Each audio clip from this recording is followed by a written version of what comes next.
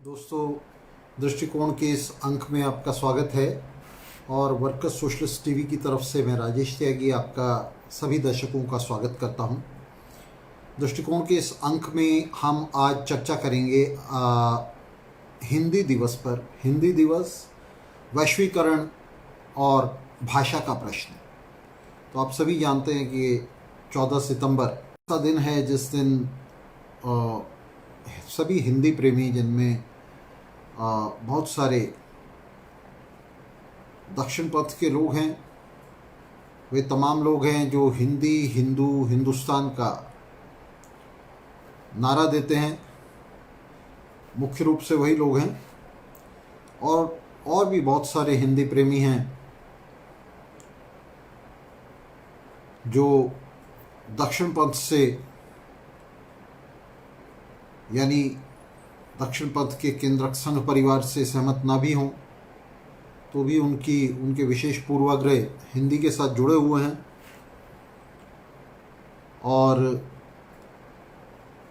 ये तमाम लोग हिंदी को राज्य भाषा बने रहने और हिंदी के लिए विशेष रूप से उत्सुक प्रचार प्रसार के लिए जो है ये लोग लगातार सक्रिय रहते हैं, सरकार पर दबाव बनाते हैं। और ये पूरी, अगर कहें तो भारत के अंदर इन लोगों की पूरा एक जमघट है, एक बिरादरी है जो लोग हिंदी के प्रति एक विशेष आस्था रखते हैं।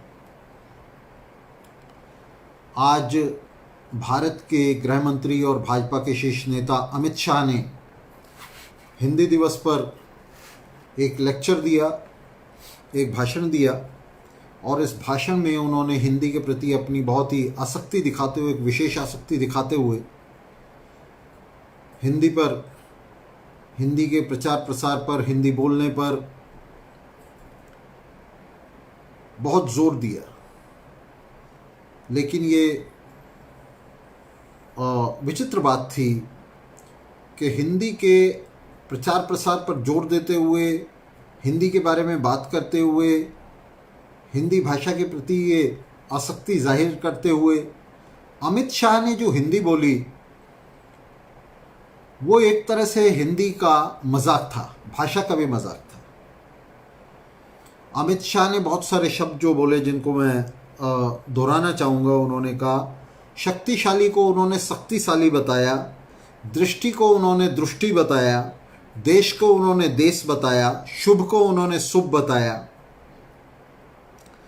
भाषा को उन्होंने भाषा बताया, संस्कृति को उन्होंने संस्कृति बताया और सुरक्षित को उन्होंने सुरक्षित बताया। और इसी तरह से अधिक को उन्होंने अधिक बताया, और एक बार नहीं 3 बार। पोषित को पोषित बताया, कार्यान्वयन को उन्होंने कार्यान्वयन बताया। और इस तरह से उन्होंने एक तरह से हिंदी भाषा की भी धज्जी उड़ा दी। तो ये लोग जो सत्ता के शीर्ष पर बैठे हुए हैं, भाषा ज्ञान में पूरी तरह से शून्य हैं, ये हिंदी की डोंडी पीट रहे थे। एक भाषा के नाम पर ये जो है उसके लिए ढिंडोरची बने हुए थे। और ढिंडोरची क्यों बने हुए थे? ऐसा नहीं है कि इनका हिंदी भाषा से कोई आसक्ति है, कोई लगाव है, कोई प्यार है। अगर ऐसा होता तो कम से कम ये खुद हिंदी भाषा बोलना सीख लेते। मैंने अभी आपको बताया, कितने सारे शब्द बताए। और मेरे ख्याल से अमित शाह की पूरी भाषण में कोई एक भी वाक्य जो है उसमें हिंदी जो है वो ठीक नहीं थी। हर वाक्य के अंदर जो है उच्चारण में उनकी भयंकर त्रुटियाँ थी।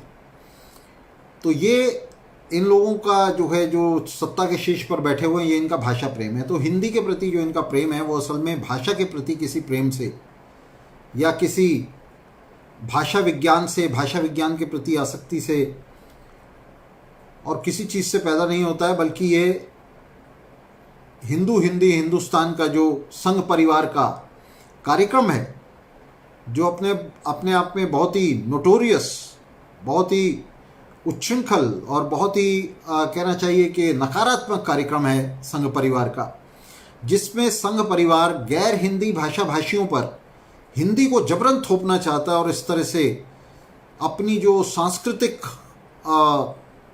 अपना जो जो सांस्कृतिक आधिपत्य है, जो सांस्कृतिक दबदबा है, उसे गैर हिंदी भाषा भाषियों के ऊपर जो है लादना चाहता है। और ये आज की बात नहीं है, 1947 से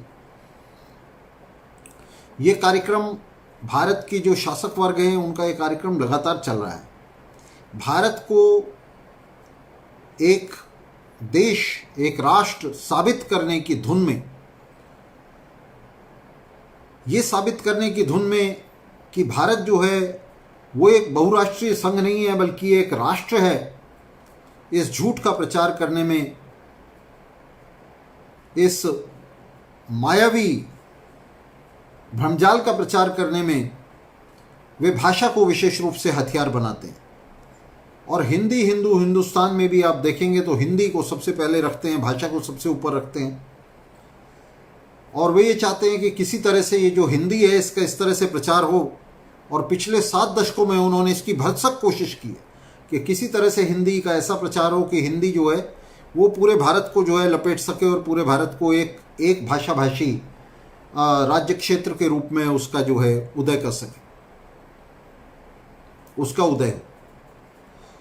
और आप जानते हैं कि पूरी तरह से इनका ये जो प्रयास है दक्षिणपंथियों का, संघियों का, कि भारत के ऊपर हिंदी थोपी जाए, ये पूरी तरह से इस पूरे दौर में विफल रहा है। और इससे पहले कि ये हिंदी थोप पाते, हिंदी का ये जो है प्रचार प्रसार करके उसको जो है एक लोकप्रिय भाषा बना पाते, उससे पहले अंग्रेज़ी ने दुनिया भर के साथ साथ भारत में भी अपने पैर जमाने शुरू किए।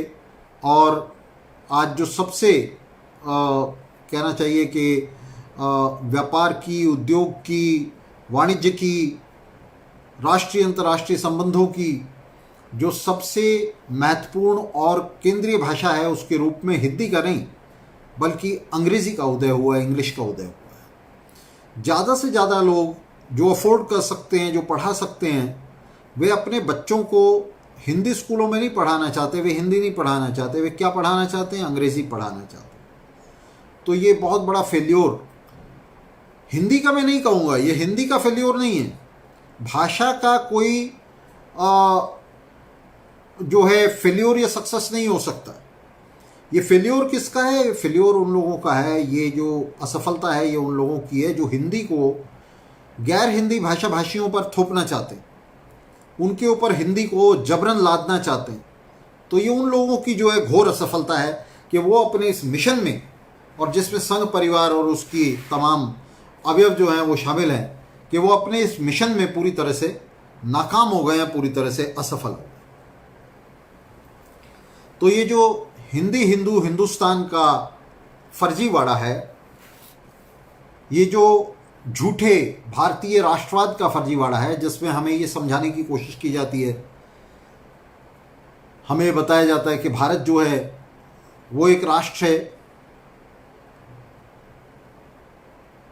तो उस दिशा में ये एक बड़ा कुत्सित प्रयास है भारत के शासकों का, जिसमें वे एक भाषा को, हिंदी भाषा को भारत पर लादना चाहते हैं। आज भी अमित शाह के भाषण में एक राष्ट्र एक भाषा की धुन जो है वो केंद्रीय धुन थी।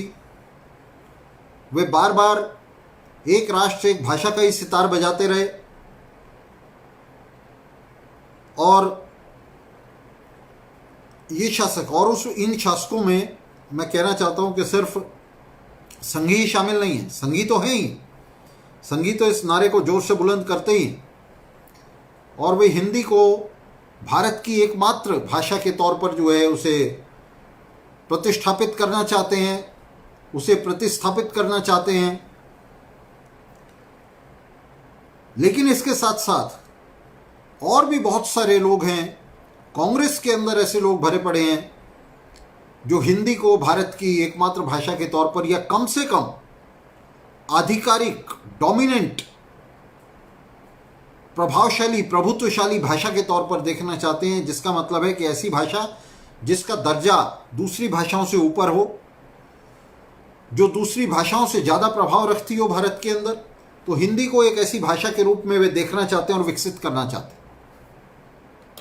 और ऐसे लोगों की कोई कमी नहीं है। जैसे मैंने कहा कि ये सिर्फ संघ के अंदर ही नहीं है, संघ के साथ ही नहीं जुड़े ऐसे लोग भारत में आपको बड़ी तादाद में मिल जाएंगे। ये तमाम जो दक्षिणपंथी लोग हैं, जिनके भाषा के प्रश्न पर बहुत ही रिएक्शनरी, बड़े प्रतिक्रियावादी विचार हैं, तो इनके खिलाफ हम एक ऐसी दृष्टिकोण की बात करते हैं, एक ऐसे अंतर्राष्ट्रीयतावादी दृष्टिकोण की बात करते हैं, जिस दृष्टिकोण की अगुआ शक्ति, जिस दृष्टिकोण का वाहक सर्वहारा है मजदूर वर्ग है।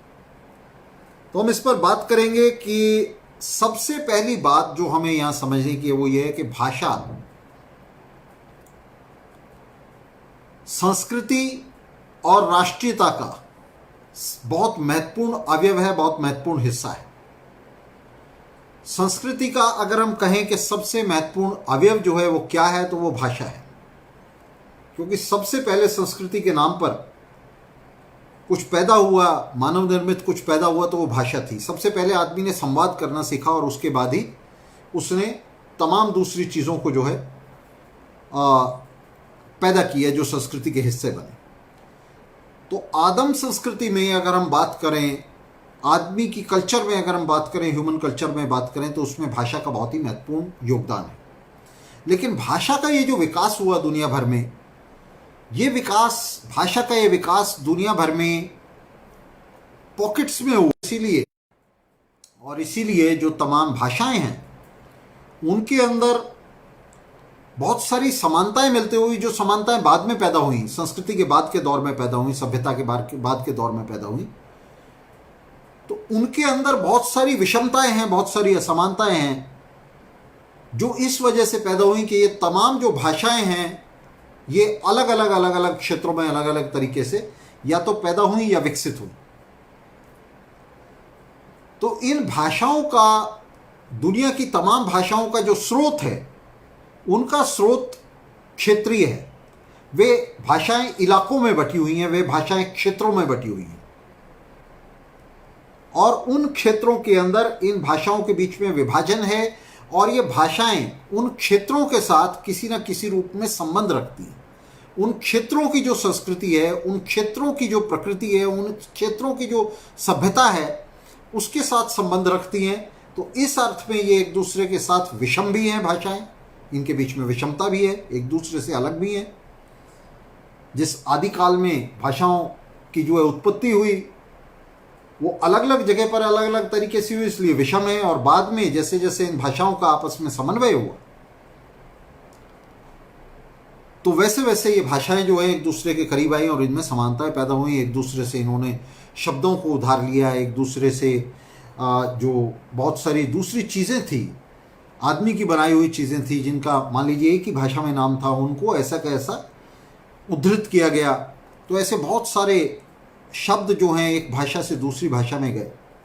तो ये भाषाओं का विकास है दुनिया भर में। और इस विकास की दिशा क्या है? इस विकास की दिशा है कि जो तमाम भाषाएं, इनके बीच में जो विषमता है, वो विषमता समता के लिए जगह दे रही है। ये सारी भाषाएं, इनके बीच में आदान प्रदान के जरिए, संस्कृतियों के आदान प्रदान के जरिए, सभ्यताओं के आदान प्रदान के जरिए, भाषाओं के बीच में भी एक समन्वय पैदा होता जा रहा है, एक समानता पैदा होती जा रही है। और उनके बीच में जो विषमता है, जो दुराव है भाषाओं के बीच में, वो कम होता जा रहा है, वो घटता जा रहा है। हमारे इस दौर में जिसमें हम साम्राज्यवाद की भी, पूंजीवाद से आगे साम्राज्यवाद की भी अत्यंत उन्नत अवस्था में रह रहे हैं, जिसमें पूरी दुनिया एक ग्लोबल विलेज के तौर पे जो है अंतर्गुंथित हो गई है, उसका आपस में गुंथन हो गया है पूरी दुनिया का।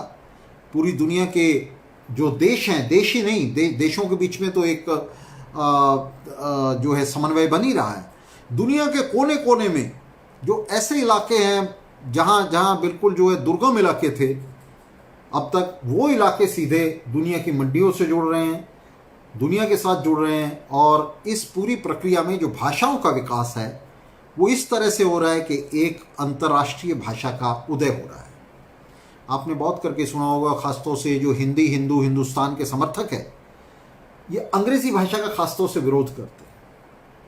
और इस अंग्रेजी भाषा के विरोध को वे हमारे उन सेंटिमेंट्स के साथ, हमारी उन भावनाओं के साथ जोड़ने की कोशिश करते हैं, जो भावनाएं हमारे जो औपनिवेशिक शासक थे, ब्रिटिश शासक थे, उनके खिलाफ हमारी जो बहुत ही लेजिटिमेट और जायज़ भावनाएं हैं, उनके साथ इस अंग्रेज़ी विरोध को जोड़ने की जो है कोशिश करते हैं। तो अंग्रेज़ी विरोध का ये जो प्लेटफॉर्म है, हिंदी हिंदू हिंदुस्तान, ये जो उसका मंच है अंग्रेज़ी विरोध का, ये बहुत ही अपने आप में प्रतिक्रियावादी है। और वास्तव में अंग्रेज़ी का विरोध करके हम आधुनिक सभ्यता का, आधुनिक संस्कृति का, अंतर्राष्ट्रीय संस्कृति का और संस्कृति के, मानव संस्कृति के अंतर्राष्ट्रीयकरण का विरोध कर रहे होते।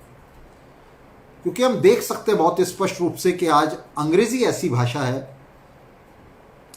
अंग्रेज़ी ऐसी भाषा है जो दुनिया के अंदर दुनिया की संस्कृतियों को, दुनिया की अलग अलग राष्ट्रीय सभ्यताओं को, कबायली सभ्यताओं को, जातीय सभ्यताओं को, नस्लीय सभ्यताओं को, सबको आपस में जोड़ रही है, बांध रही है। तो ये बहुत बड़ा अंग्रेज़ी का एक बहुत बड़ा योगदान दुनिया भर में है। और ये जो हिंदी के प्रति जो पूर्वाग्रह है, ये हिंदी के प्रति पूर्वाग्रह जो है, ये इस अर्थ में बहुत प्रतिक्रियावादी है कि वो अंग्रेज़ी विरोध पर जाकर, अंग्रेज़ी विरोध से शुरू होता है और अंग्रेज़ी विरोध पर जाकर ख़त्म होता है। और इसकी जो दूसरी धार है, इस हिंदीवाद की जो दूसरी धार है, वो भारत में जो स्थानीय भाषाएं हैं, लोकल भाषाएं हैं, राज्यों की भाषाएं हैं, अलग अलग राज्यों में अलग अलग जो राष्ट्रीयताएं हैं उनकी भाषाएं हैं। तेलुगु राष्ट्रीयता की भाषा है, मलयालम राष्ट्रीयता की भाषा है, कश्मीरी राष्ट्रीयता की भाषा है, असमी राष्ट्रीयता की भाषा है, मराठी राष्ट्रीयता की भाषा है, पंजाबी राष्ट्रीयता की भाषा है। इन तमाम राष्ट्रीयताओं के खिलाफ जो है ये हिंदीवादियों का एक तरीके से अभियान जारी रहता है, उस पर हमला जारी रहता है। और वे जिस किसी तरह से हिंदी के आधिपत्य को, उसके प्रभुत्व को बनाए रखने और दूसरी भाषाओं पर उसे थोपने की जो है लगातार कोशिश करते रहते हैं। और मैंने बताया कि इन हिंदीवादियों के केंद्रक में जो है संघवादी हैं, संघ परिवार है। तो सबसे पहली बात तो हम कहना चाहते हैं कि ये जो एक राष्ट्र एक भाषा की बात यहाँ करते हैं, हिंदू हिंदी हिंदुस्तान की बात करते हैं, तो हम उन्हें बताना चाहते हैं, हम ये कहना चाहते हैं सबसे पहले कि ना तो हम एक राष्ट्र हैं और ना हमारी एक भाषा है। हम एक राष्ट्र नहीं हैं, हम बहुत सारे राष्ट्रों का समुच्चय हैं, बहुत सारी राष्ट्रीयताओं का हम समुच्चय हैं। जैसा मैंने अभी आपको कहा कि ये जो तमाम राष्ट्रीयताएं हैं, कश्मीरी राष्ट्रीयता है, असमी राष्ट्रीयता है, बंगाली राष्ट्रीयता है, तेलुगु राष्ट्रीयता है, मलयालम राष्ट्रीयता है, मराठी राष्ट्रीयता है, कन्नड़ राष्ट्रीयता है और तमाम तरह की राष्ट्रीयताएं, इन तमाम राष्ट्रीयताओं का हम एक समुच्चय हैं। और हम सिर्फ राष्ट्रीयताओं का ही समुच्चय नहीं है, हम जातियों का समुच्चय हैं। हम ऐसी जातियों का समुच्चय हैं जो अभी किसी राष्ट्र के अंदर शामिल ही नहीं। हम ऐसे कबीलों का समुच्चय हैं जो अभी किसी राष्ट्र का हिस्सा नहीं। ऐसे कबीले, ऐसी जातियां जो राष्ट्र के तौर पर विकसित ही नहीं हो पाई, जो किसी राष्ट्र में सम्मिलित ही नहीं हो पाई, किसी राष्ट्रीयता का हिस्सा नहीं बन पाई, वे भी इस भारतीय संघ में शामिल हैं। और ये भारतीय संघ, जिसकी अपनी उत्पत्ति, जिसका अपना जन्म भारतीय उपमहाद्वीप के सांप्रदायिक विभाजन पर टिका हुआ है, जिसका अपना कलेवर, जिसका अपना संगठन पूरी तरह से धार्मिक सांप्रदायिक है, भाषा ही नहीं है, ये हिंदी भाषा को तमाम गैर हिंदी लोगों पर जो है उसको थोपना चाहता है। और इसके पीछे इनकी जो राजनीतिक नीयत है, बाकी तमाम राष्ट्रीयताओं को, बाकी तमाम जातियों को, कबीलों को गुलाम बनाने की, उन्हें अपने आधिपत्य में, अपने प्रभुत्व में रखने की नीयत है। तो ये नीयत नहीं, ये बदनीयत है हिंदीवादियों की। तो ये पूरी तरह से ये जो हिंदी हिंदू हिंदुस्तान है, ये संघियों का प्रोग्राम है, संघ का कार्यक्रम है। और ये जो पूर्वाग्रह है हिंदी के प्रति, जो संघ और संघ से बाहर भी आपको दिखाई देता है, बहुत सारे ऐसे लोग हैं जो गांधीवादी हैं और अंबेडकरवादी भी, और तरह तरह के लोग हैं। उन सब के अंदर ऐसे तमाम लोग हैं जो हिंदी का एक तरीके से अंध समर्थन करते हैं, और वे चाहते हैं कि हिंदी का जो है प्रभुत्व हो, और उस हिंदी के जरिए वे अपना भी प्रभुत्व चाहते हैं। वे अपने आप को हिंदू कहते हुए हिंदी को अपना हथियार बनाते हैं तमाम गैर हिंदी भाषा भाषियों पर अपना प्रभुत्व, अपना आधिपत्य स्थापित करने के लिए। तो सबसे पहली बात हम कहना चाहते हैं कि ये जो बात है एक राष्ट्र एक भाषा, ये पूरी तरह से फर्जीवाड़ा है। ना तो भारत एक राष्ट्र है और ना ही भारत के पास कोई एक भाषा है। ये जो भारतीय उपमहाद्वीप है, जिसका 1947 में धार्मिक सांप्रदायिक आधार पर एक प्रतिक्रियावादी विभाजन हुआ, ये भारतीय उपमहाद्वीप बहुत सारी भाषाओं का, बहुत सारी जातियों का, बहुत सारी नस्लों का, बहुत सारे कबीलों का, बहुत सारे राष्ट्रीयताओं का, विकसित राष्ट्रीयताओं का एक समुच्चय है, उनके लिए एक क्षेत्र है। तो इसे किसी भी तरह से एक राष्ट्र की संज्ञा देना, जिस तरह से ये संघी दक्षिणपंथी इसे जो है राष्ट्र की संज्ञा देते हैं, वो पूरी तरह से गलत है। हम इसे एक राष्ट्र के तौर पर नहीं देख सकते। ये कोई राष्ट्र नहीं है, ये कोई राष्ट्र राज्य नहीं है भारत। ये एक बहुराष्ट्रीय राज्य है। दलाल पूंजीपतियों का, साम्राज्यवाद के दलाल पूंजीपतियों का, उनके नियंत्रण वाला ये एक बहुराष्ट्रीय राज्य है, और ये बहुभाषी राज्य है। इसके बहुत सारी भाषाएं हैं। तो हमारा जो यहाँ कार्यभार है वो ये है कि जो हिंदी थोपने की नीति है, ये जो हिंदी के प्रति विशेष पूर्वाग्रह की नीति है, और विशेष रूप से सरकार और उसके साथ जुड़े हुए जो अमले हैं, उनकी जो ये कोशिश है, ये जो उनका प्रयास है कि हम जिस किसी तरह से हिंदी को जो है लाद सकें, हिंदी को थोप सकें पूरे इस अगर भारतीय उपमहाद्वीप पर नहीं तो भारतीय उपमहाद्वीप के इस हिस्से पर, जिस पर भारतीय पूंजीपतियों का गिरोह शासन करता है। तो इस कुत्सित नीति का तमाम क्रांतिकारियों को, तमाम मार्क्सवादियों को, तमाम प्रोग्रेसिव लोगों को, मजदूर वर्ग को, पूरी मेहनत का जनता को इसका डटकर और संगठित होकर विरोध करना चाहिए। हम हिंदी भाषी हैं या गैर हिंदी भाषी हैं, हम बांग्ला भाषी हैं या असमी भाषी हैं या कन्नड़ भाषी हैं, हम सबको मिलकर हिंदी थोपने की इस घृणित नीति का पूरी तरह से विरोध करना चाहिए। ये नीति वास्तव में भारत के दलाल पूंजीपतियों की उस फौजी नीति का हिस्सा है, जिसके तहत उन्होंने भारत में फौज का इस्तेमाल करके, हिंसा और खून खराबे का इस्तेमाल करके, धमकियों का इस्तेमाल करके, सीधी फौजी कार्रवाइयों का इस्तेमाल करके दर्जनों भाषा भाषियों को अपना गुलाम बनाया। भारतीय संघ में उनको एक दोयम दर्जे के नागरिक की तरह, दोयम दर्जे के हिस्से की तरह उन्हें संगठित किया, और संगठित होने के बाद भी ये जो प्रयास है उनके ऊपर हिंदी थोपने का, भाषा थोपने का, ये जारी रहा। संघी इस बात को अच्छी तरह से समझते हैं कि भाषा जो है वो संस्कृति का मुख्य अंग है। तो उन्होंने इसलिए पिछले 7 दशकों में इस बात के लिए भरसक प्रयत्न किया कि किसी तरह से हिंदी भाषा को इस क्षेत्र की अगर एकमात्र नहीं तो सर्वप्रमुख भाषा के तौर पर जो है स्थापित किया जाए। लेकिन इसमें वे पूरी तरह से विफल रहे हैं, और हिंदी को थोपने की जगह हमने देखा कि हिंदी जो है लगातार वो पीछे हटती चली गई है। और वैश्वीकरण के इस दौर में, जिसमें पूरी दुनिया के अंदर जो आदमी का आर्थिक और सामाजिक जीवन है वो पूरी तरह से दुनिया के स्तर पर एकजुट हो रहा है, उसका वैश्वीकरण हो रहा है, उसका भूमंडलीकरण हो रहा है, तमाम तरह के व्यापार का, उद्योग का वैश्वीकरण हो रहा है। तो इस दौर के अंदर जो भाषा का प्रश्न है वो पूरी तरह से, उसके जो डायनेमिक्स हैं, उसकी जो यांत्रिकी है वो पूरी तरह से बदल गई है। आज भाषा का प्रश्न हमारे सामने राष्ट्रीय प्रश्न हो ही नहीं सकता। एक तो मैंने बताया कि हिंदी भाषा का प्रश्न वैसे भी हमारे लिए कभी राष्ट्रीय प्रश्न नहीं था, नहीं हो सकता था। 1947 में भी नहीं हो सकता था, उससे पहले भी नहीं हो सकता था, किसी तरह से नहीं हो सकता था।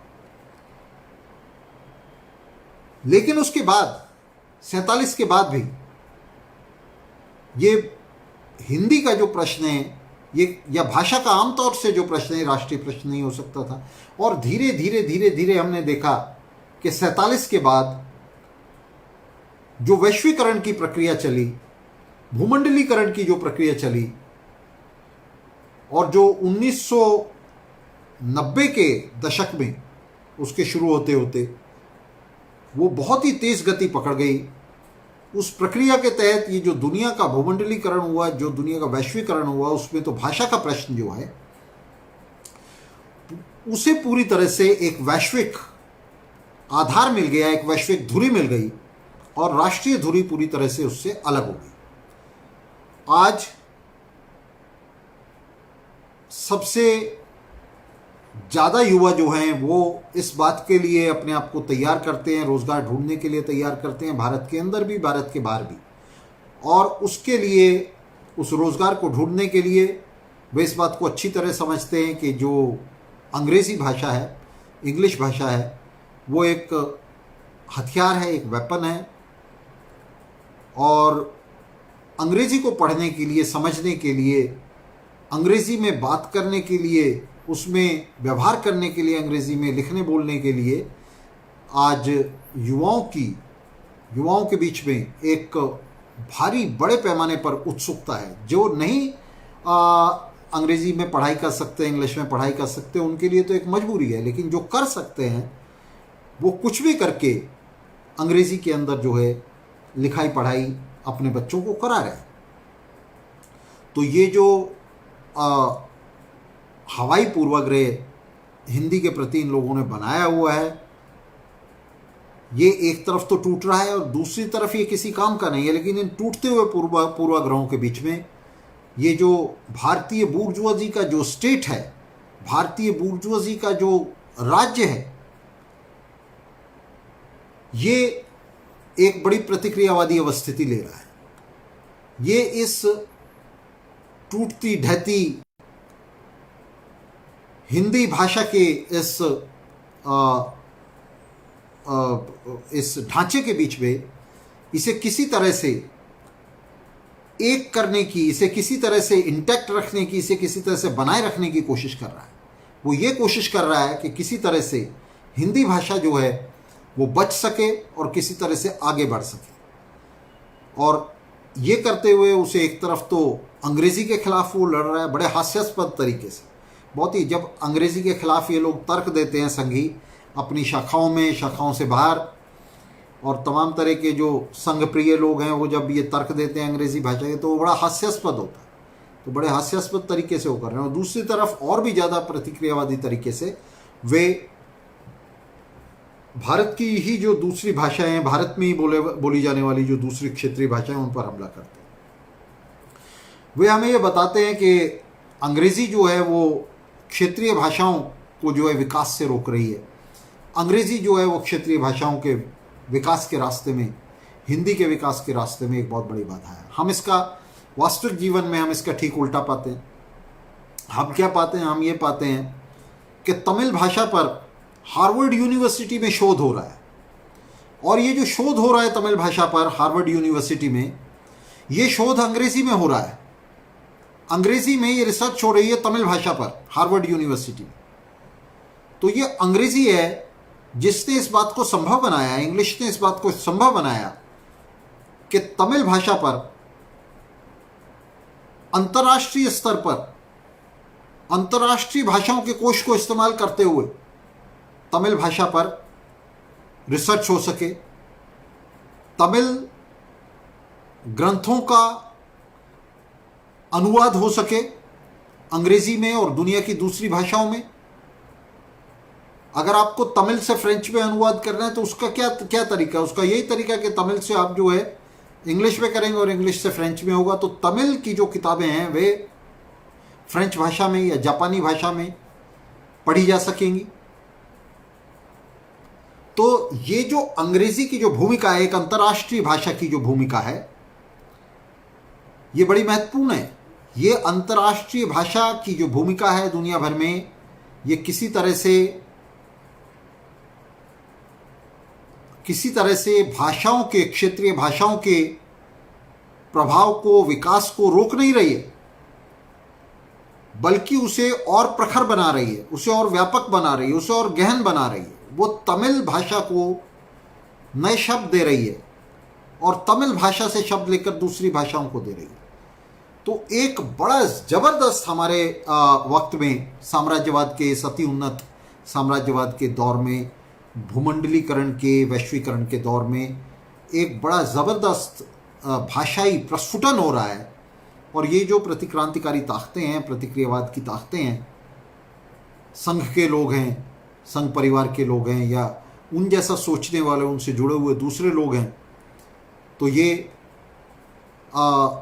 जो है इसको बिल्कुल प्रतिक्रियावादी ढंग से सोच रहे हैं और ये सोच रहे हैं कि ये हमें बता रहे हैं कि अंतर्राष्ट्रीय भाषा जो है वो राष्ट्रीय भाषाओं के विकास को रोक रही है, जबकि इसका ठीक उल्टा है। नवदीप लिख रहे हैं कि Bengali literature gained a lot from English professions in Bengal. Yes, Navdeep is absolutely right. Bangla भाषा को ब्रिटिशर्स के डोमिनेशन से, अंग्रेजी भाषा के डोमिनेशन से यहाँ बड़ा फायदा हुआ। ये बात सही है कि दुनिया भर में अंग्रेजी का जो प्रसार है वो इसलिए हो पाया क्योंकि लंबे समय तक ब्रिटेन जो है वो एक बड़ी औपनिवेशिक ताकत बना रहा और दुनिया के बड़े हिस्से ब्रिटेन का उपनिवेश बने हुए। अमेरिका भी ब्रिटेन का उपनिवेश था, ब्रिटेन की कॉलोनी थी। तो इस वजह से उसका जो है प्रसार हो पाया। ये उसका ऐतिहासिक उद्गम और विकास है भाषा का। भाषा किस तरह से, दुनिया का जो विकास है कभी भी आदमी की इच्छा से, आदमी की उसकी अपनी इच्छा से, उसकी स्वेच्छा से गवर्न नहीं होता है, उससे शासित नहीं होता है। अगर आदमी की स्वेच्छा से शासित होता है तो आदमी कभी भी, ये जो अलग अलग दुनिया के क्षेत्रों में, पॉकेट्स में विकास हो रहा था संस्कृति का, भाषा का, आदमी कभी भी इससे बाहर नहीं निकलता, इन कोकून्स को नहीं तोड़ पाता। ये विकास कैसे हुआ? ये विकास ऐसे हुआ कि मंडियों की खोज में, कच्चे मालों की खोज में, नए इलाकों की खोज में, ये जो औपनिवेशिक शक्तियां अपने कोकून से बाहर निकली, उन्होंने हमले किए दुनिया भर में, उन्होंने दुनिया भर में नई ज़मीनें और वो खोजकर उन पर कब्जा शुरू किया। उससे जो है संस्कृतियों का विकास, सभ्यता का विकास पूरी धरती पर फैला, भाषाएं धरती पर फैली। तो ये जो युद्ध थे, ये जो इस तरह की यात्राएं थी जिनके साथ फिर हम देखते हैं कब्जे जुड़े हुए हैं, चाहे उसमें कोलंबस की यात्रा हो या वास्को डी गामा की यात्रा हो, ये जो इस तरह की व्यापारिक यात्राएं थी जिनके साथ बाद में राजनीतिक कब्जे जुड़े हुए हैं, तो इसने दुनिया के इतिहास में एक बड़ी प्रगतिशील भूमिका अदा की।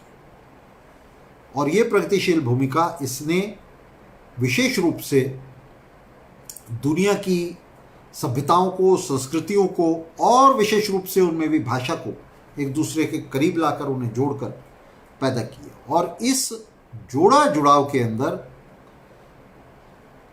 इस जुड़ाव में ये जो प्रभुत्वशाली भाषा थी, ये निश्चित रूप से साम्राज्यवादियों की, उपनिवेशवादियों की भाषा ही हो सकती थी। क्योंकि जो आप जानते हैं किसी भी समय में जो डोमिनेंट संस्कृति होती है, कल्चर होती है, डोमिनेंट कल्चर होती है, वो किसकी कल्चर होती है? वो शासक वर्गों की कल्चर होती है, वो पूंजीपतियों की कल्चर होती है, वो सामंतों की कल्चर होती है। तो जिस समय जो वर्ग जो है वो डोमिनेशन में होता है, जिसके हाथ में राजसत्ता होती है, उसी की संस्कृति डोमिनेट करती है, इसलिए उसकी भाषा भी डोमिनेट करती है। और इसलिए लंबे समय चूँकि दुनिया के बड़े हिस्से, खासतौर से विकसित हिस्से, ब्रिटेन के डोमिनेशन में रहे और उसके प्रभुत्व में रहे, उसके उपनिवेश बने रहे। भारत जैसे हिस्से जिनकी अर्थव्यवस्था अपने समय के हिसाब से बहुत मजबूत थी, वो ब्रिटेन का उपनिवेश बनते ही ब्रिटेन के सांस्कृतिक प्रभाव में आ गए और इसलिए उसकी भाषा के भी प्रभाव में आ गए। तो इसी तरह से दुनिया भर में आप देखेंगे कि ये जो ब्रिटेन का जितना साम्राज्य था और उस साम्राज्य पर निर्भर जो क्षेत्र थे, उन तमाम क्षेत्रों में अंग्रेज़ी का ज़बरदस्त प्रभाव बना। और ये जो प्रभाव बना, ये उस दौर में बना जिस दौर में राष्ट्रीय राज्यों का अभी उदय हो रहा था, जिस दौर में अभी दुनिया को जो औपनिवेशिक ताकतें हैं वो अभी उसके अनछुए हिस्सों को छू रही थी, उन्हें आपस में बांट रही थी और उन पर कब्जे कर रही थी, दुनिया की पेरिफेरी पर अभी कब्जे कर रही थी। ये वो दौर था। और उसके बाद का जो दौर है, और विशेष रूप से उसमें ये जो दौर है जिसमें हम रह रहे हैं, ये एक ऐसा दौर है जिसमें दुनिया तो पहले से बढ़ चुकी है, भाषाएं सब एक दूसरे के करीब आ चुकी हैं, उनके बीच में एक सामंजस्य, एक सभी भाषाओं के बीच में एक सामीप्य बन चुका है। अंग्रेज़ी का जो डोमिनेशन था, इंग्लिश का जो प्रभुत्व था दुनिया के ऊपर, वो पूरी दुनिया में अपने आप में परिपक्वता हासिल कर चुका है, उसका डोमिनेशन कंप्लीट हो चुका है और अब वो वर्टिकली गहराई में उतर रहा है। मतलब जो जनता के पिछड़े हिस्से हैं, जो अब तक भाषा से ही नहीं जुड़े हुए थे, वो भी उससे जुड़ रहे हैं। देखिए क्या हो रहा है, बिहार के ऐसे इलाके जिनके अंदर लोग अभी ठीक से हिंदी भी नहीं बोल पाते थे, वो सीधे अंग्रेज़ी सीख रहे हैं।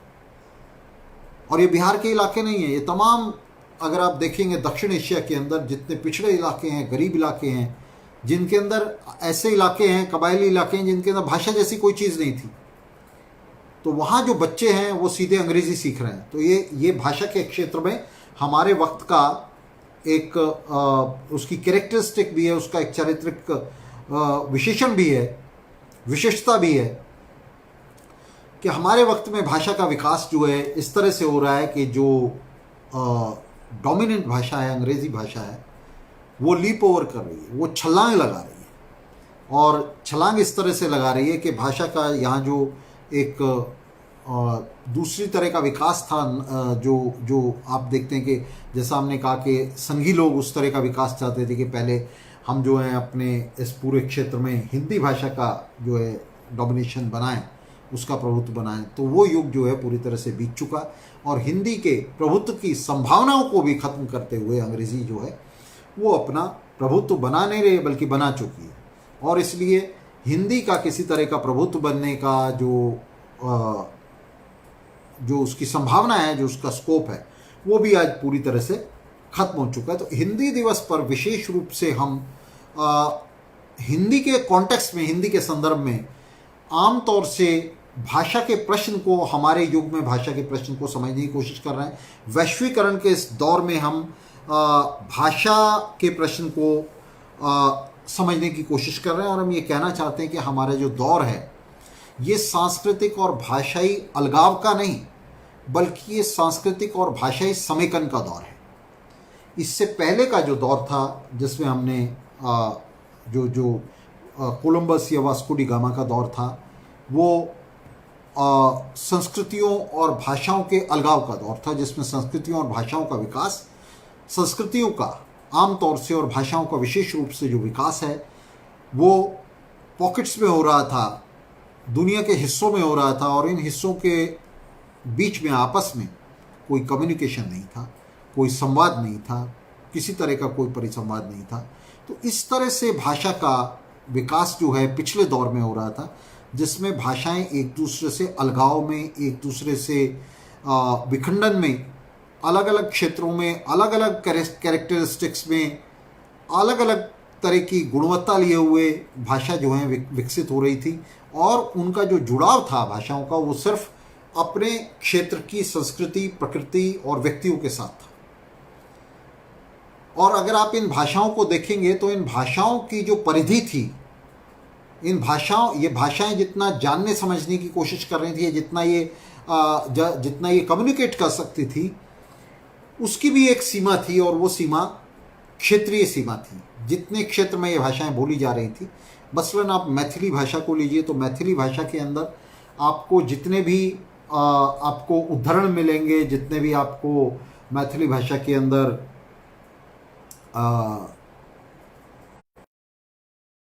मिलेंगे, उसके अंदर आपको मैथिली भाषा के साहित्य में आप देखेंगे कि जितने भी आपको कोट्स मिलेंगे, तो वो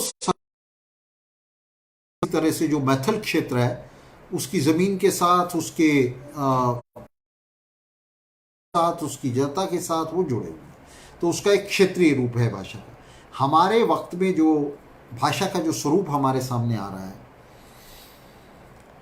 इंग्लिश भाषा का भी जो उदय हुआ, इंग्लिश भाषा का भी एक क्षेत्रीय भाषा के रूप में हो, लेकिन अंततः इंग्लिश जो है वो एक अंतर्राष्ट्रीय भाषा बन गई। और ये जो अंतर्राष्ट्रीय भाषा का उदय है, ये हमारे वक्त की लाक्षणिक विशेषता है। लाक्षणिक विशेषता इसलिए कि अगर हम अपने वक्त को लिंग्विस्टिकली, कल्चरली, अगर हम ये कहें कि वो किस तरह से जो बाकी ऐतिहासिक दौर है मानव जाति का, मानवीय सभ्यता का, उससे किस तरह से हमारा दौर अलग है, तो उसमें हम उसके लक्षण के तौर पे हम बता सकते हैं कि हमारे पास एक अंतर्राष्ट्रीय भाषा है और एक ऐसी भाषा है जो अंतर्राष्ट्रीयकृत है। एक इंटरनेशनल लैंग्वेज है और एक हमारे पास इंटरनेशनलाइज्ड लैंग्वेज है। तो ये हमारा दौर है जिसके अंदर हमारे हाथ में एक अंतर्राष्ट्रीय भाषा है और इसका, जैसा मैंने कहा कि इसका एक ऐतिहासिक उद्गम है, एक ऐतिहासिक पृष्ठभूमि है। हम इस पर जो है कोई मुलम्मा नहीं चढ़ाना चाहते, हम इसका कोई ग्लोरिफिकेशन नहीं करना चाहते। निश्चित रूप से ये जो भाषा है ये अंतर्राष्ट्रीय भाषा बनी है, ये हिंसा के जरिए बनी, ये खून खराबे के जरिए बनी। इसको थोपते हुए औपनिवेशिक जो मालिक थे, औपनिवेशिक जो स्वामी थे, जिनमें मूल रूप से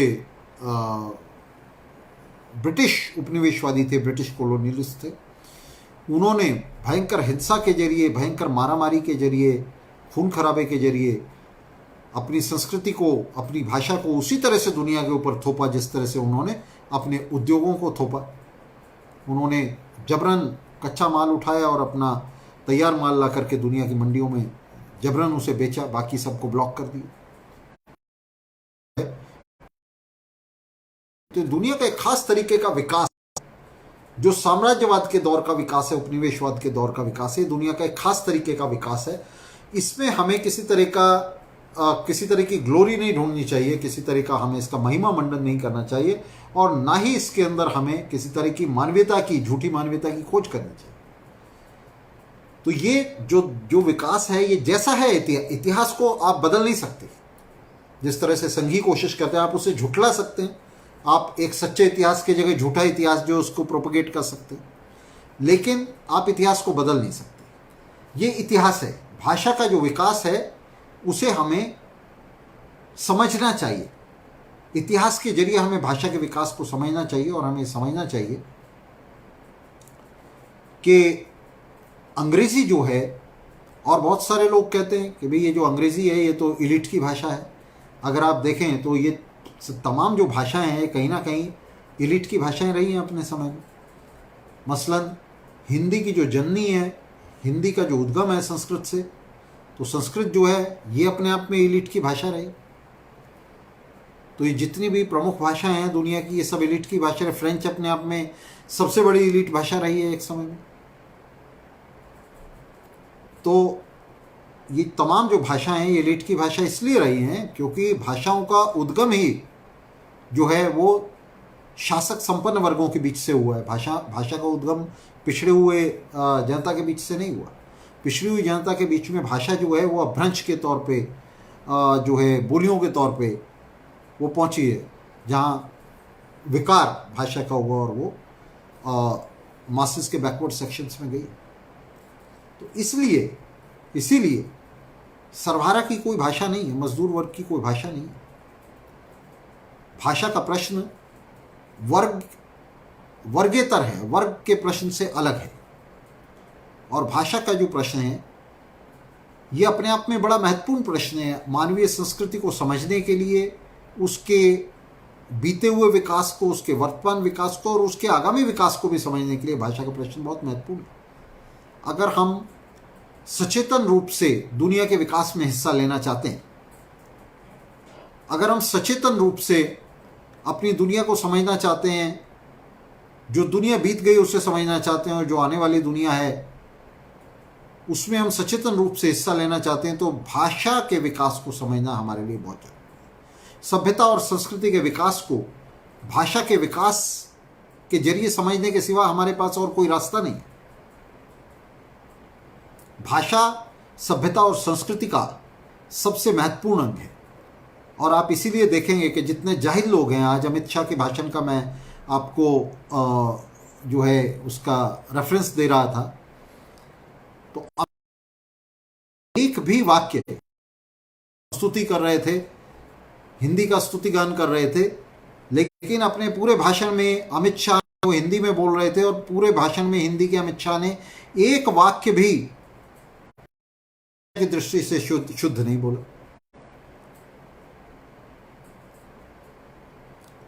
तो हमें ये समझने की जरूरत है, अमित शाह जब हिंदी हिंदू हिंदुस्तान की बात करते हैं तब हमें ये समझने की जरूरत है, अगर हम अच्छी तरह से इस पर पकड़ रखते हैं, भाषा के प्रश्न पर पकड़ रखते हैं, तो हमें एकदम समझ आ जाएगा कि अमित शाह जब हिंदी हिंदू हिंदुस्तान की बात करते हैं तो वे दरअसल हिंदी के प्रति उनका प्रेम उससे नहीं झलकता, बल्कि उनकी नफरत झलकती है गैर हिंदी भाषा भाषियों के प्रति, उनकी नफरत झलकती है कश्मीरियों के प्रति, उनकी नफरत झलकती है असमियों के प्रति, उनकी नफरत झलकती है तमाम दक्षिण भारतीयों के प्रति।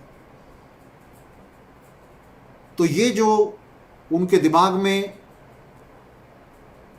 जो हिंदू वर्चस्व का, हिंदू आधिपत्य का जो गोबर भरा हुआ है, वो जो गंदगी उनके दिमाग में भरी हुई है, दरअसल ये एक राष्ट्र एक भाषा का जो नारा है ये उससे निकल कर आता है। ये हिंदी हिंदू हिंदुस्तान का जो नारा है ये उससे निकल कर आता है। ये जो समझ है कि हिंदी का वर्चस्व होना चाहिए भारत के अंदर, ये समझ जो है, ये निकृष्ट समझ जो है, ये प्रतिक्रियावादी समझ जो है, ये इससे निकल कर आती है। भाषा का प्रश्न पूरी दुनिया के लिए बहुत महत्वपूर्ण है, लेकिन भारतीय उपमहाद्वीप के लिए तो वो सबसे ज्यादा महत्वपूर्ण है, क्योंकि भारतीय उपमहाद्वीप पर 1947 ही नहीं, 1947 से बहुत पहले दो तरह की शक्तियां आपस में भिड़ रही थी, दो तरह की शक्तियां आपस में संघर्ष कर रही थी। एक शक्ति वे थी जो भगत सिंह, चंद्रशेखर आजाद, करतार सिंह सराभा और तमाम अंतर्राष्ट्रीयतावादियों के नेतृत्व में भारतीय उपमहाद्वीप को, पूरे उपमहाद्वीप को एक समाजवादी संघ बनाने के लिए, उसे देशी विदेशी पूंजीपतियों के शोषण, दमन और उत्पीड़न से मुक्त करने के लिए संघर्ष कर रही थी। ये शक्तियां भाषा के प्रश्न को बिल्कुल ही दूसरी तरह से देखती हैं। जैसे भगत सिंह का एक लेख है, बहुत ही सुंदर लेख है उसका, पंजाबी भाषा पर, जिसमें पूरी तरह से जो अंतर्राष्ट्रीयतावाद है वो झलकता है, और पंजाबी के प्रति जो पूर्वाग्रह पंजाब के अंदर उस समय मौजूद था, उसके खिलाफ भगत सिंह की अंतर्राष्ट्रीयता उसके अंदर जो है पूरी तरह से उभर कर आई है, सामने आई है। तो एक तो ये शिविर था जो भारतीय उपमहाद्वीप को एक समाजवादी संघ में विकसित करना चाहता था, और इसलिए भाषा के प्रश्न को वो इस अंतर्राष्ट्रीयतावादी दृष्टिकोण से देख रहा था।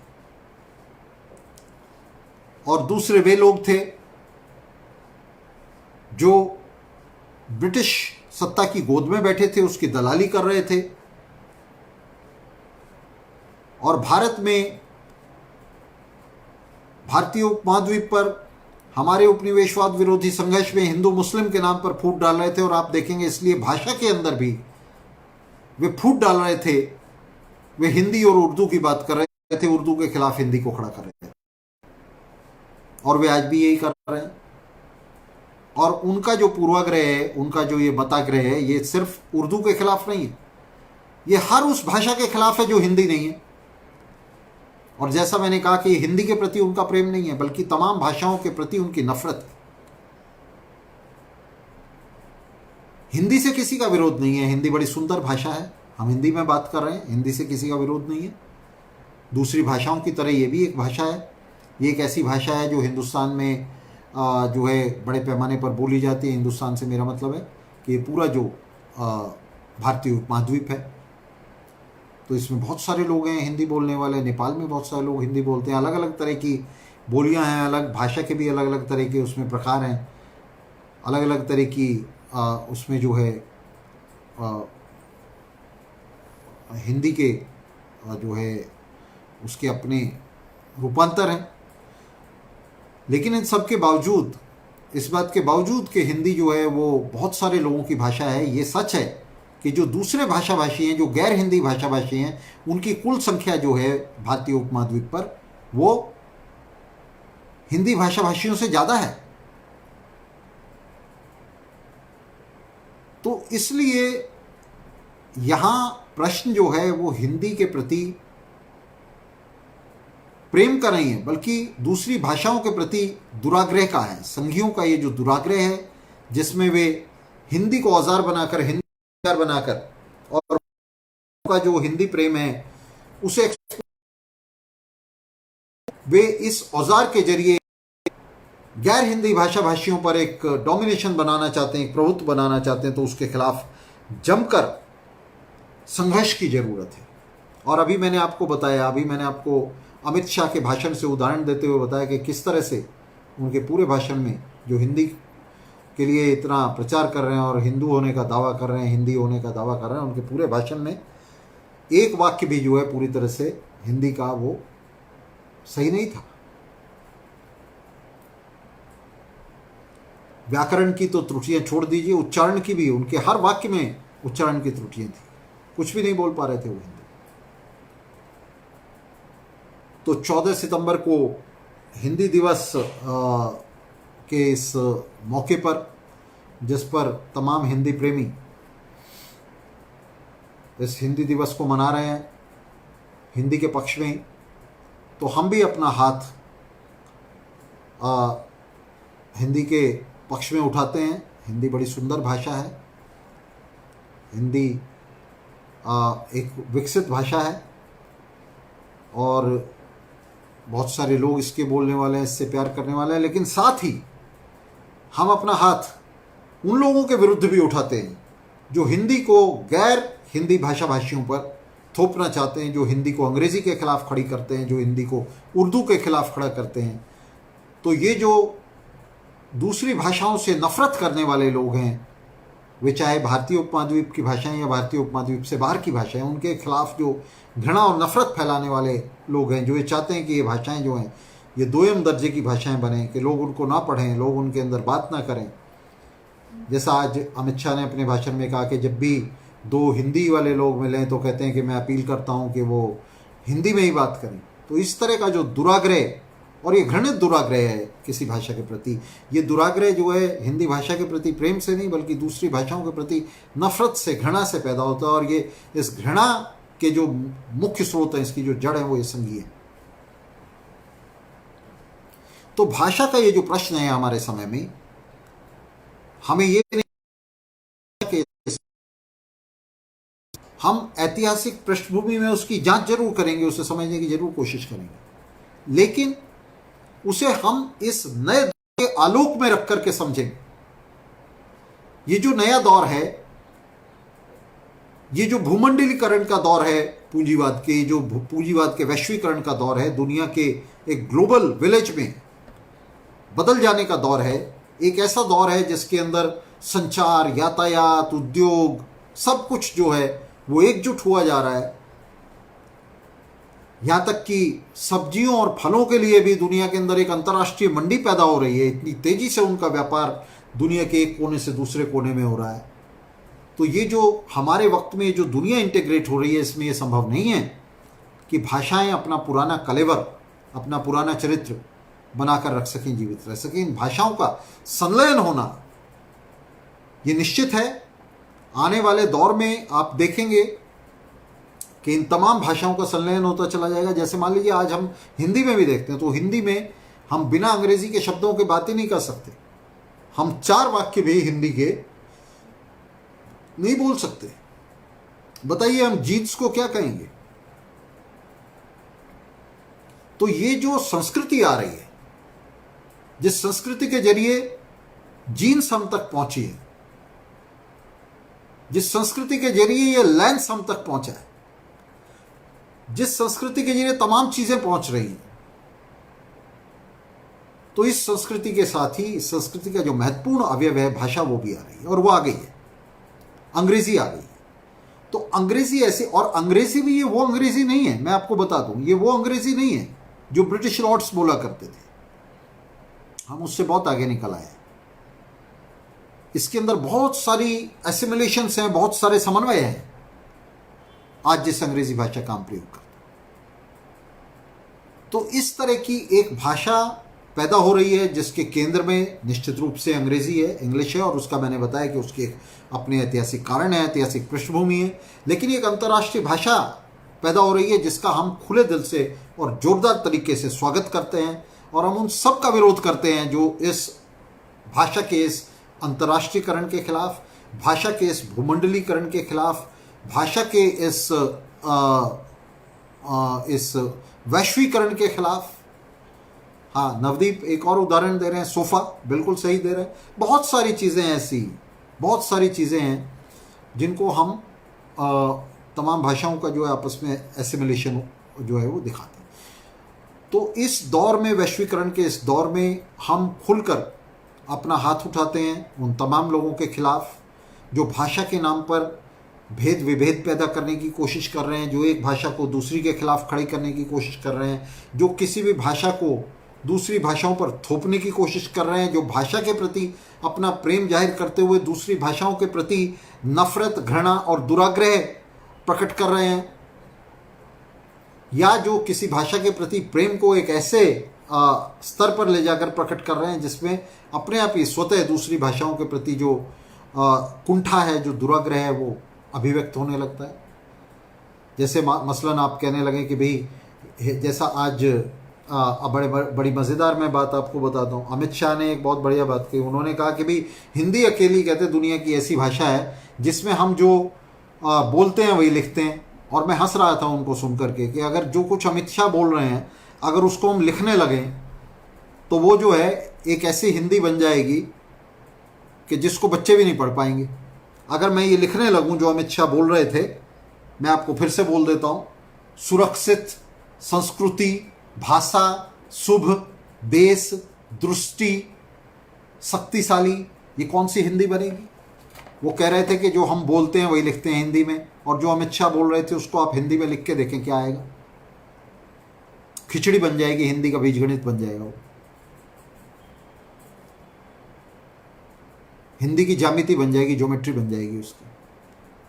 तो ये सारे के सारे जो पूर्वाग्रह हैं, ये जो वाहियात और बेहुदा बातें हैं, तो इन सब से अलग हटकर ये जितने भी तरह के संकीर्ण राष्ट्रीय, जातिवादी, क्षेत्रीय, हिंदू प्रभुत्ववादी, सांप्रदायिक प्रभुत्ववादी, जितनी भी तरह के नारे हैं, जितनी भी तरह के स्लोगन्स हैं, जितनी भी तरह की ये वाहियात बातें हैं, इन सब का विरोध करते हुए हमें भाषा के प्रश्न पर भी उसी तरह से अंतर्राष्ट्रीयता के पक्ष में हाथ उठाना चाहिए, उसके पक्ष में खड़े होना चाहिए जैसे हम आम तौर से तमाम राजनीतिक प्रश्नों पर अंतर्राष्ट्रीयता का पक्ष लेते। तो ये जो भाषाई संकीर्णता है, ये वास्तव में एक तरह से जनक है, एक तरह से इससे ये स्रोत है, सांस्कृतिक संकीर्णता इससे पैदा होती है और वो पूरी मानवीय सभ्यता में अपने डने पसारती है। तो इसका हमें, इस संकीर्णता का, हर तरह की संकीर्णता का जो भाषा के क्षेत्र में या आमतौर से संस्कृति के क्षेत्र में जिसको इंपोर्ट करने की कोशिश की जाती है, जिसका आयात करने की कोशिश की जाती है, उसका हमें डटकर विरोध करना चाहिए। और ये जो मोदी और अमित शाह जैसे लोग हैं जो हिंदी के नाम पर एक यूफोरिया पैदा करते हैं, एक एक ऐसी घृणित भावना पैदा करते हैं कि जिसमें जो है एक तरह की सांप्रदायिक श्रेष्ठता का ये एक झूठा जज्बा पैदा करना चाहते हैं कि हम हिंदू हैं और हिंदी हमारी भाषा है और हिंदुस्तान हमारा है। इस तरह की जो वाहियात बातें ये करना चाहते हैं, हम इन्हें बता देना चाहते हैं कि ना तो हिंदी हमारी भाषा है, ना इस उपमहाद्वीप पर रहने वाले लोग जो हैं वो हिंदू हैं, और ना ही ये उपमहाद्वीप जो है ये हिंदुस्तान है जैसा वो कहना चाहते हैं। ये जो धार्मिक सांप्रदायिक पहचान है ये गौण महत्व की है और इनका महत्व सिर्फ व्यक्तियों तक सीमित है। भाषा हमारा सामुदायिक, सामूहिक उपादान है। भाषा हमारी सामूहिक पहचान है। मसलन पंजाब के लोग हैं तो पंजाबी जो भाषा है वो उनकी सामूहिक पहचान है। वहां कोई सिख है, कोई गैर सिख है, कोई सिखों में भी कितने सारे संप्रदाय हैं, गैर सिखों में कितने सारे संप्रदाय हैं। वो धार्मिक सांप्रदायिक जो उनकी मान्यताएं हैं, जो उनके विश्वास हैं, जो उनकी आइडेंटिटीज हैं, जो उनकी पहचान है, वो व्यक्ति के साथ जुड़ी हुई है। लेकिन जो भाषा है, भाषा हमारी सांस्कृतिक पहचान के साथ जुड़ी हुई है। इसलिए भाषा का जो प्रश्न है वो बड़ा मौलिक और बड़ा महत्वपूर्ण प्रश्न है, जो संस्कृति के विकास के साथ जुड़ता है, सभ्यता के, मानव सभ्यता के विकास के साथ जुड़ता है। और ये भाषाएं जो हैं, ये क्षेत्रीय भाषाओं से शुरू होकर के उन आदिम भाषाओं से शुरू होकर के जिनका धीरे धीरे विकास हुआ, संवर्धन हुआ, उनसे शुरू होकर के ये आज दुनिया की अत्यंत उन्नत भाषाओं तक, एक अंतर्राष्ट्रीय भाषा तक, एक ऐसी भाषा तक पहुंचती हैं जिसका न सिर्फ अपना अंतर्राष्ट्रीयकरण हो रहा है, बल्कि वो दुनिया भर में भाषाई प्रश्न का भी अंतर्राष्ट्रीयकरण कर रही है। अंग्रेजी के प्रसार के साथ साथ भाषा का जो प्रश्न है, भाषा शास्त्र का जो प्रश्न है, उसका इंटरनेशनलाइजेशन हुआ है, उसका अंतर्राष्ट्रीयकरण हुआ है। तो भाषा का ये जो प्रश्न है, ये हमारे लिए हमारे दौर के लिए पहले के किसी भी दौर से ज़्यादा महत्वपूर्ण है। और इस प्रश्न को हम आज के दौर में सिर्फ साम्राज्यवाद की जो यांत्रिकी है, साम्राज्यवाद की जो वर्किंग है, उसके साथ जोड़कर और उसके परिप्रेक्ष्य में ही हम इसे समझ सकते हैं। अंग्रेजी भाषा के महत्व, उसके उदय, विकास, उसके महत्व को, आज उसकी जगह को और आने वाले भविष्य में एक अंतर्राष्ट्रीय भाषा के तौर पर विकसित होते हुए उसके प्रति जो हमारी समझ है, वो दुनिया में पूंजीवाद के, साम्राज्यवाद में विकास और साम्राज्यवाद के इस अति विकास के साथ अकाट्य रूप से जुड़ी हुई है। और ना तो हम साम्राज्यवाद को बिना समझे भाषा के इस प्रश्न को समझ सकते हैं, और ना भाषा के प्रश्न को बिना समझे हम साम्राज्यवाद की वर्किंग को समझ सकते हैं, इंपीरियलिज्म की वर्किंग को समझ सकते हैं। तो जो भाषा हमें आज दी है, अंतर्राष्ट्रीय भाषा जो हमें दी है, इसमें साम्राज्यवाद का एक बहुत बड़ा योगदान है। फाइनेंशियल इंपीरियलिज्म का, वित्तीय साम्राज्यवाद का एक बहुत बड़ा योगदान है, क्योंकि उसी के तहत दुनिया का इस तरह से अंतर्गुंथन हुआ है। और हमारे समय में ये जो विकास है साम्राज्यवाद, पूंजीवाद का, हालांकि उसके गलते सड़ते दौर में ये विकास है, तो इस दौर में भी अंतर्राष्ट्रीय भाषा का अपने आप में विकास हो रहा है। हालांकि हम ये देख रहे हैं कि इस दौर में राष्ट्रीय राज्यों के मातहत, राष्ट्रीय राज्यों के साथ जुड़ी हुई ऐसी प्रतिक्रियावादी ताकतें पैदा हो रही हैं, बड़े पैमाने पर पैदा हो रही हैं, जो इस विकास को सचेतन रूप से रोकने की भी कोशिश कर रही है। अंग्रेजी के खिलाफ प्रचार किया जा रहा है, हिंदी थोपने के लिए प्रचार किया जा रहा है। लेकिन निश्चित रूप से जो दुनिया का आर्थिक जीवन है, आर्थिक जीवन की जो शक्तियां हैं, इतिहास की जो अपनी अंधी शक्तियां हैं, वे इन तमाम रुकावटों को तोड़ फेंकेंगी, इन्हें, इन बैरिकेड्स को वे स्मैश कर देंगी, इन्हें ख़त्म कर देंगी।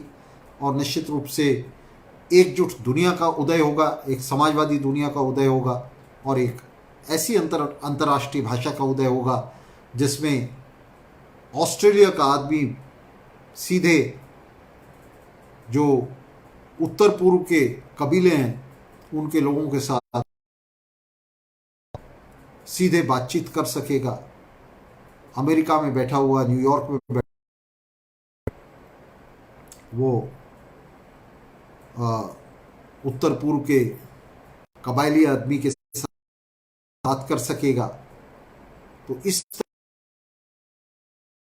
उदय और विकास बड़ी तेजी से होगा आने वाले समय में।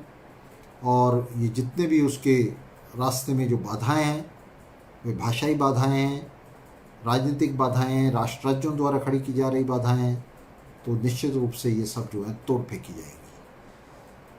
तो हम यही कहेंगे इसके आखिर में कि सांस्कृतिक क्रांति जिंदाबाद, भाषाई क्रांति जिंदाबाद, समाजवाद जिंदाबाद और विश्व का जिंदाबाद। तो धन्यवाद दोस्तों, आपके साथ आज हम लोगों ने भाषा के प्रश्न पर बात की और विशेष रूप से वैश्वीकरण के इस दौर में भाषा का प्रश्न अपने आप को किस तरह से खड़ा करता है उस पर बात की। आपके साथ बने रहेंगे लगातार महत्वपूर्ण प्रश्नों को लेकर। तो धन्यवाद।